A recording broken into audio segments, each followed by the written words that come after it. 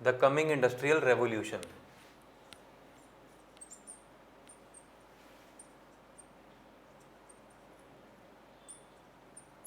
The coming industrial revolution.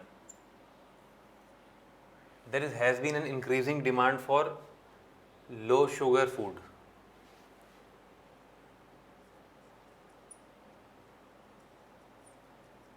Low sugar calories or low sugar food.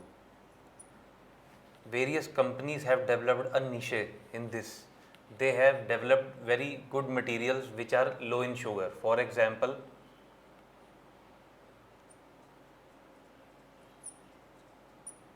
Evolva, Zymergen,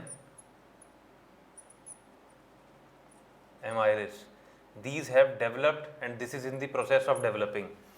So, these companies are developing low calorie sugar materials because of the increasing demand.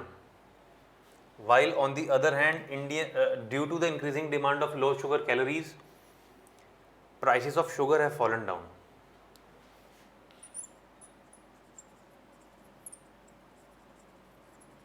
Prices of sugar have reduced, while on the other hand, because of the incentive given to the farmers, Indian farmers, they produce more sugarcane. More sugarcane means more sugar means more diseases. And also if the sugarcane is a water intensive crop, so it depletes the groundwater.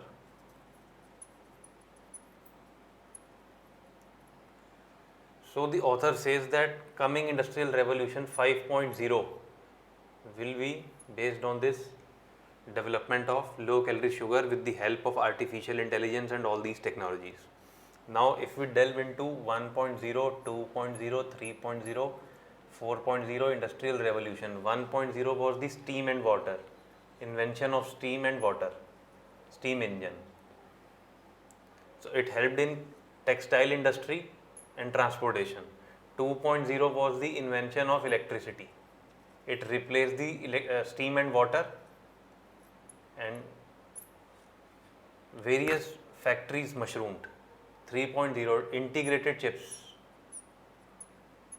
transistors, these were developed.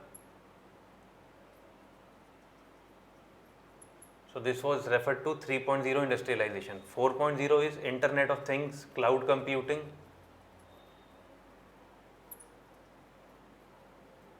Data mining. These technologies are known as Industrial Revolution 4.0, and 5.0 we have discussed. Author's context is this for 5.0. America's mistakes in the Forever War.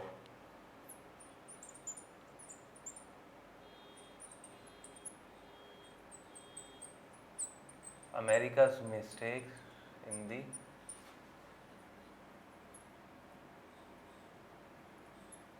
Forever War. Joe Biden has set up the deadline of September 11 to withdraw American troops from Afghanistan. So in effect they are leaving Afghanistan to the mercy of Taliban, as Taliban has made advances in the Afghanistan and they now control 22% of the districts of Afghanistan.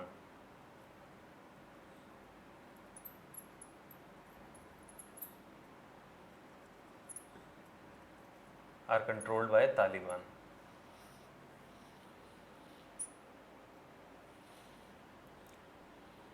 Even the talks between the US and the Taliban are frozen for months.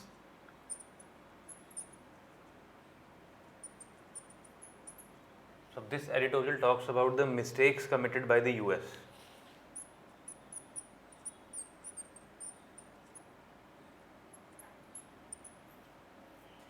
They didn't learn from the history.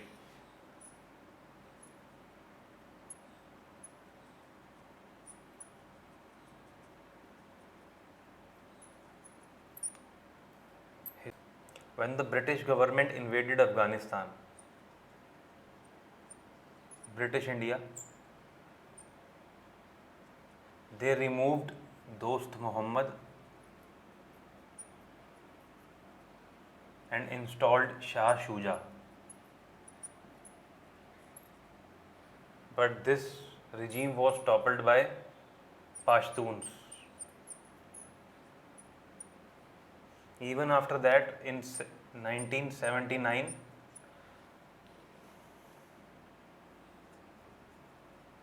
when Russia invaded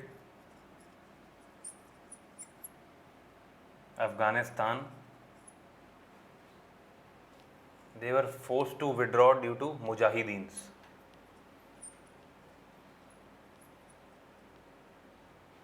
So British didn't learn from the history, that history of Afghanistan is something like that.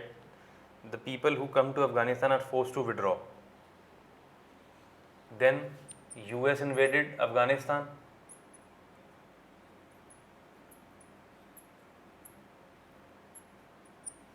They could have invaded Afghanistan and destroyed the network of the terrorists, and then they could have gone back. But they wanted to destroy Taliban. So this was their second mistake.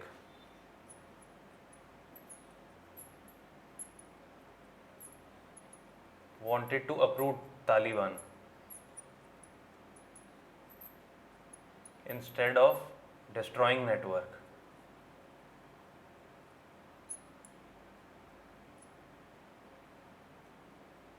And their third mistake was that in 2001, Taliban offered that release Mullah Omar, their leader,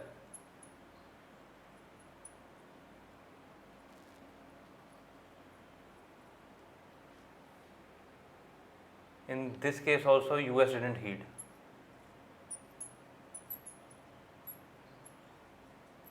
And instead in 2003, they invaded Iraq.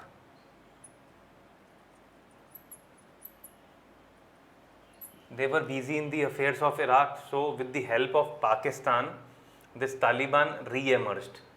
US banged on Pakistan that they will provide tactical support. But since Pakistan had deep ties with Taliban, so therefore their assumption was false. Thus Taliban re-emerged. Way forward is that there could have been a more orderly withdrawal. Withdrawal could be more orderly.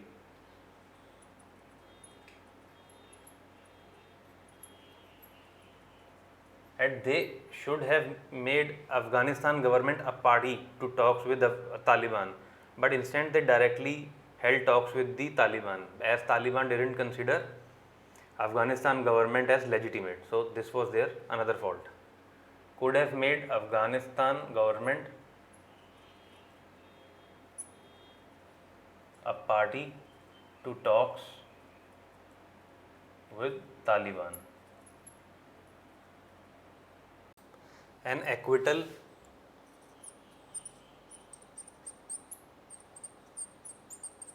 with no good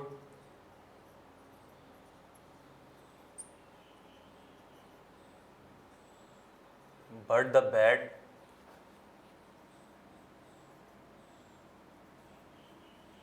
and the ugly.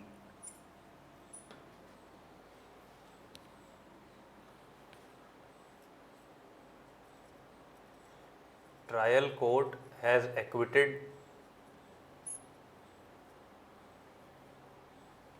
Tarun Tejpal, who was accused of rape due to lapses in investigation.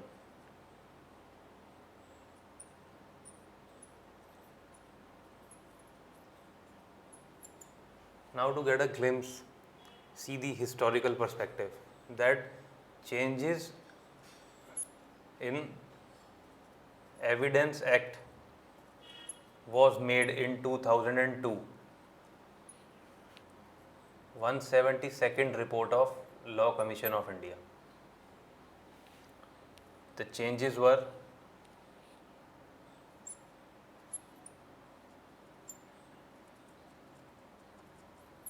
Defense counsel cannot ask or question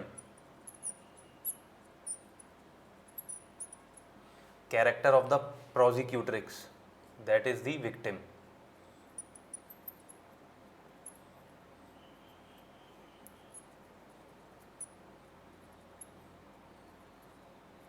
or rape survivor.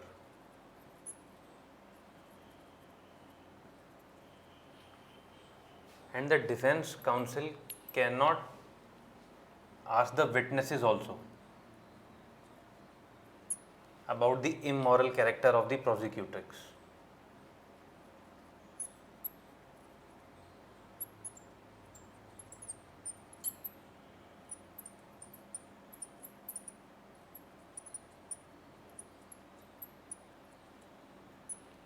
These were the changes made in Evidence Act, and also the persons behave different under different circumstances.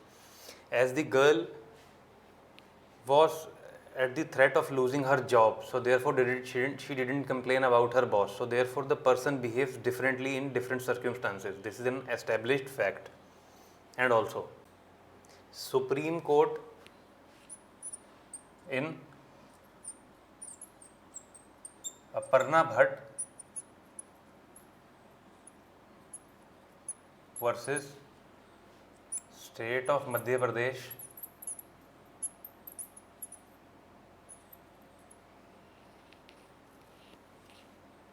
told that courts should desist from expressing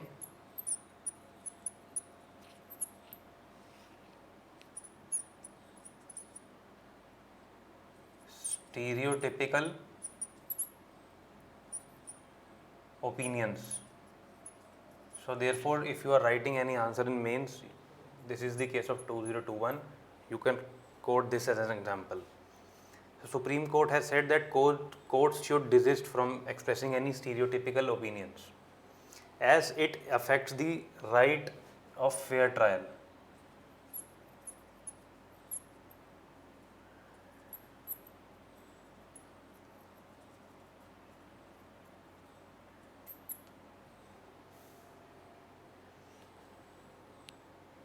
Supreme Court said in State of Punjab versus Ramdev Singh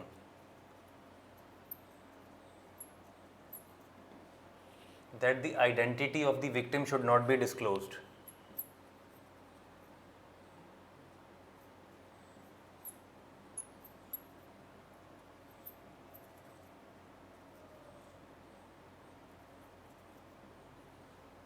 And every omission does not amount to contradiction.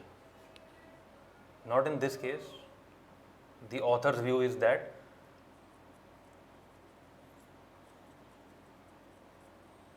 every omission does not amount to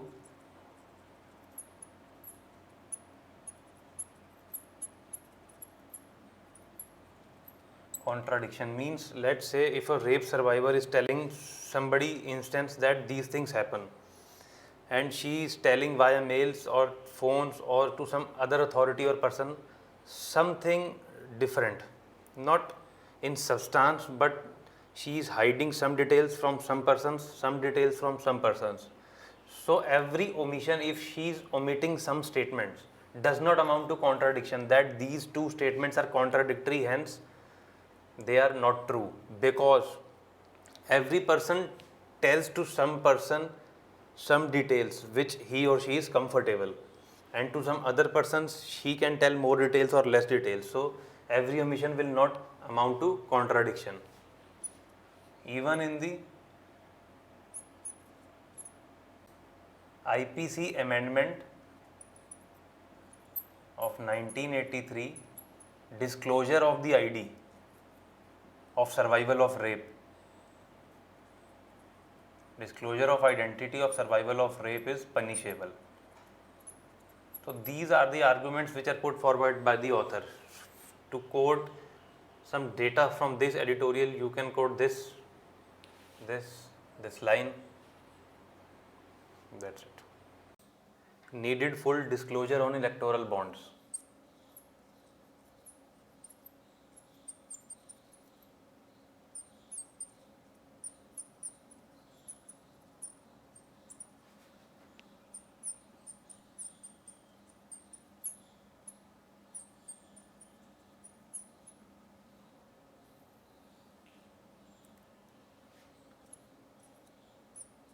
In 2014, court found that BJP and Congress, they accepted donations from foreign company Vedanta,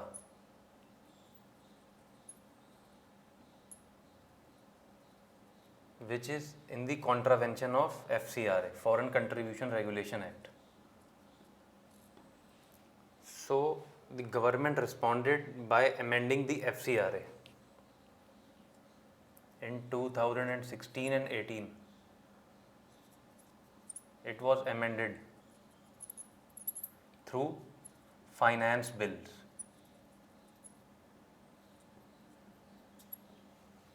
It was amended through finance bills. Now, earlier what used to happen, that only profit-making companies could give donations. Now, loss-making companies can also give donations.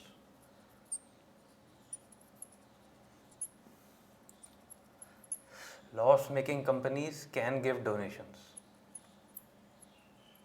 And also, now the companies in which foreign company has a stake, that can also give donations.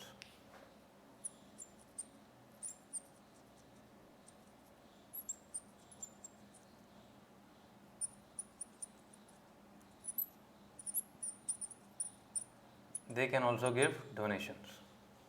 With the launch of electoral bonds,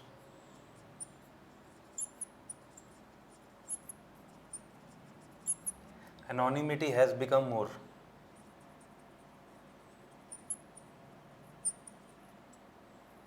Because donations are given in form of bonds purchased from the State Banks of India, and only the information available who has given donation of how much to whom is with the ruling party.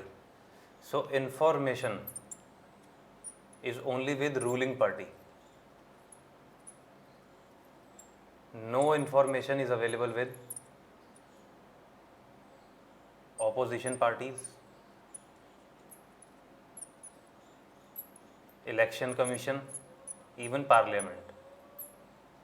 So this has enabled more anonymity, electoral bonds. Even the Association of Democratic Reforms filed a PIL in the Supreme Court to challenge the electoral bonds as unconstitutional. And even the Supreme Court refused a stay on issuing of bonds in latest West Bengal elections. And instead the Supreme Court has said that there are various documents available, so it has listed the documents.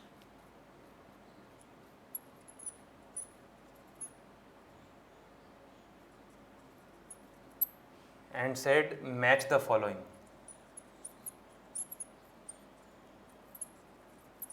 Match the following means, let's say a company is filing annual report. In this annual financial statements, ITR, annual reports, only companies file this, not firms.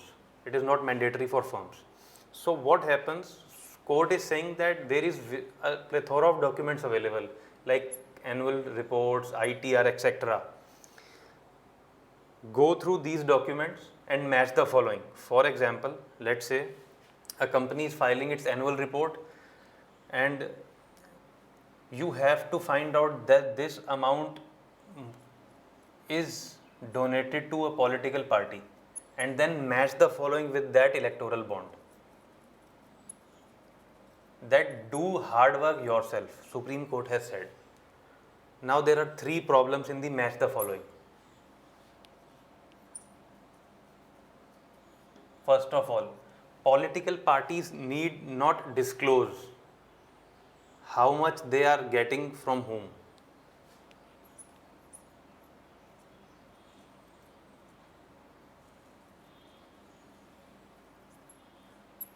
And second, the entire registered companies' annual reports, ITRs are not available in the Ministry MCA, Ministry of Corporate Affairs. MCA website documents is not exhaustive.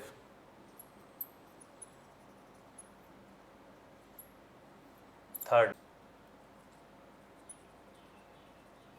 documents do not specify donations. That is, these documents do not specify donation. If I am a company, I am not writing in that report that this much amount I am donating to this political party. These documents do not specify. And let's say if some smart persons, a group of smart persons riffle through these documents exhaustively and they are able to find, okay, this much amount must have been donated to a political party. But since political parties need not disclose their source, so to whom they will match. So these are the problems with the match the following concept of Supreme Court.